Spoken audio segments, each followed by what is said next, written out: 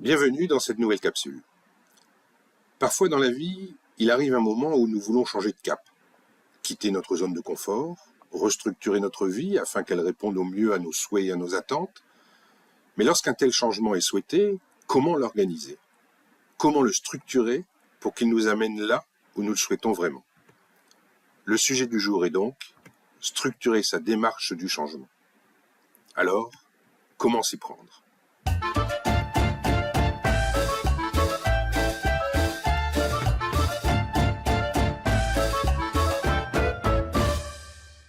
Il suffit parfois à certaines personnes d'en prendre la décision, et le sujet est réglé.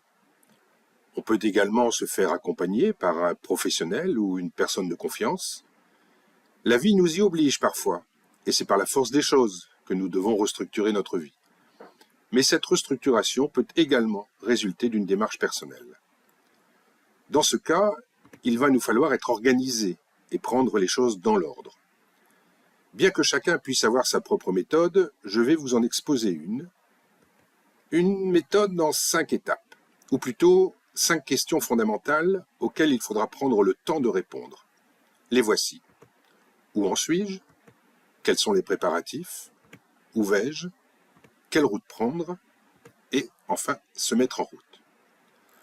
Pour illustrer l'importance de chacune de ces étapes, je vais faire une comparaison. Prenons l'exemple d'un départ en voyage, car même un départ en voyage, ça se prépare. Imaginons donc que je planifie cet événement. J'aurai également 5 étapes à respecter dans l'ordre. Alors j'ai volontairement ici interverti les 2 premières étapes par rapport à celles que nous verrons pour restructurer notre vie, car elles sont intimement liées. Bien évidemment, je dois préparer mon départ, faire les valises, vérifier la bonne santé mécanique de ma voiture, ne rien oublier dans les bagages, et même prévoir certaines choses au cas où. Une fois cette étape franchie, je dois m'occuper du trajet. Il est vrai qu'à l'heure des GPS, la procédure est simplifiée. Mais revenons aux bases. Pour planifier mon trajet, je dois d'abord savoir où je me trouve, même si mon GPS fait ça automatiquement. C'est une information indispensable pour définir mon trajet. Ensuite, je dois définir où je vais. Même avec un GPS, je dois lui indiquer la destination. Une fois ces 2 informations connues, je peux définir quel trajet je vais emprunter.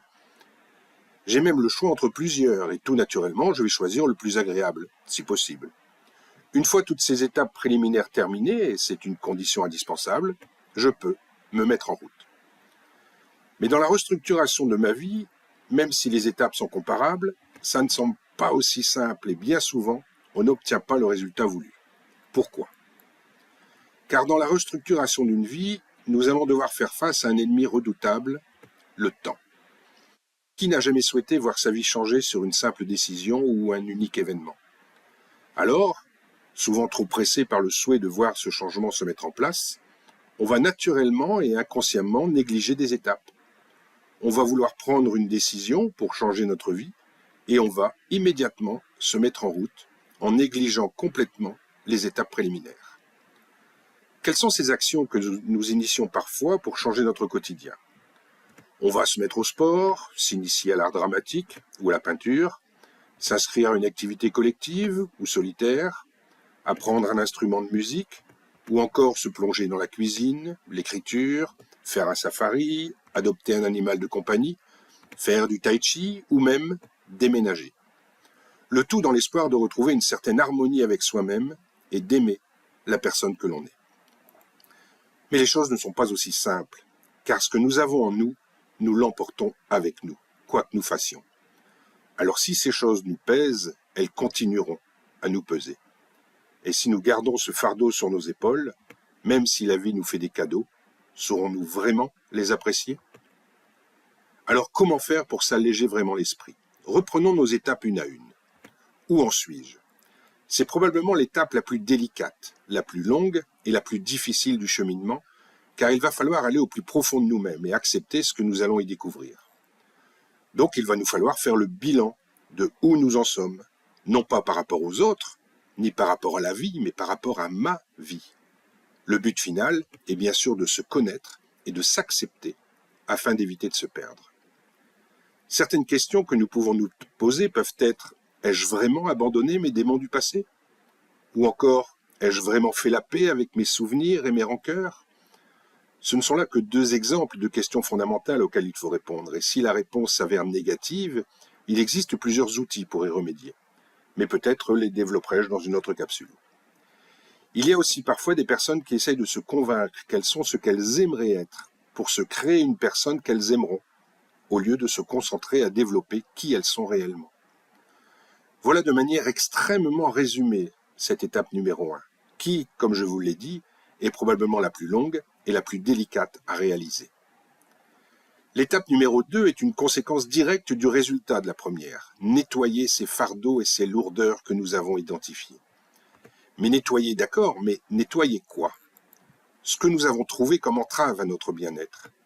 Nos inquiétudes, nettoyer nos peurs, nos angoisses, nos doutes, nos peines, bref, tout ce qui nous pèse. Et pourquoi nettoyer tout ça? Car un jour, nous nous trouverons en présence d'un lieu, d'une personne, d'une musique, d'une image, d'une odeur, d'une ambiance, d'un souvenir ou de n'importe quelle autre chose qui fera remonter à la surface une situation douloureuse. Si tel est le cas, c'est qu'il nous reste des ancrages qu'il nous faut éliminer. Ce sujet fera peut-être aussi l'objet d'une autre capsule. D'où l'importance de bien nettoyer notre esprit et toutes ces choses qui peuvent un jour remonter à la surface. Puis vient l'étape numéro 3. Où vais-je? Tout comme notre départ en vacances, définir exactement ce à quoi nous voulons aboutir est primordial. Tout comme ça l'est si nous voulons réaliser un puzzle, par exemple. Car si on ne sait pas où on s'en va, comment identifier les éléments qui vont nous permettre d'avancer? La vie nous mettra immanquablement des signes devant les yeux, des indications en relation avec ce que nous voulons atteindre. Alors si nous ne savons pas ce que nous cherchons, comment les repérer? D'ailleurs, pour vous le prouver, je vous propose un petit test. Vous venez de voir des cercles de couleurs. Alors, pouvez-vous répondre à cette question? J'imagine que non, car vous ne saviez pas ce que vous cherchiez. Alors que si j'inverse la situation et que je vous annonce d'abord ce que vous devez trouver, répondre à la question devient trivial. D'où l'importance de savoir ce que l'on cherche. Imaginez alors que la vie met à notre disposition une foule d'indices. Comment savoir lesquels suivre si vous ignorez où vous voulez vous rendre? Ces indices peuvent se manifester sous des formes extrêmement différentes. C'est pour cela qu'il faut bien savoir où on veut aller. Puis vient l'étape numéro 4. Si les 3 précédentes ont été complétées avec profondeur, celle-ci sera claire et se fera naturellement. Si vous avez identifié qui vous êtes, ce que vous pensez, que vous avez fait en sorte que cela ne soit plus une entrave à votre bien-être, alors la route à suivre deviendra évidente et vous n'aurez plus qu'à la suivre pour atteindre votre objectif et enchaîner avec la dernière étape, vous mettre en route. Cependant, il reste une dernière chose à préciser. Comme je le disais au début, on souhaiterait que ces changements soient rapides et complets. Mais devant ces bouleversements de notre vie, on pourrait être tenté de penser que c'est trop dur ou que ça n'ira pas assez vite. Et pour finir, perdre toute notre motivation. Mais pensez à une chose. Quand vous partez en vacances, est-ce que vous vous réjouissez une fois la destination atteinte, ou le faites-vous par le simple fait de monter en voiture ou de vous mettre en route? On se réjouit dès notre départ, n'est-ce pas? Alors dites-vous bien que le simple fait d'entamer votre démarche pourrait bien déjà vous redonner le sourire.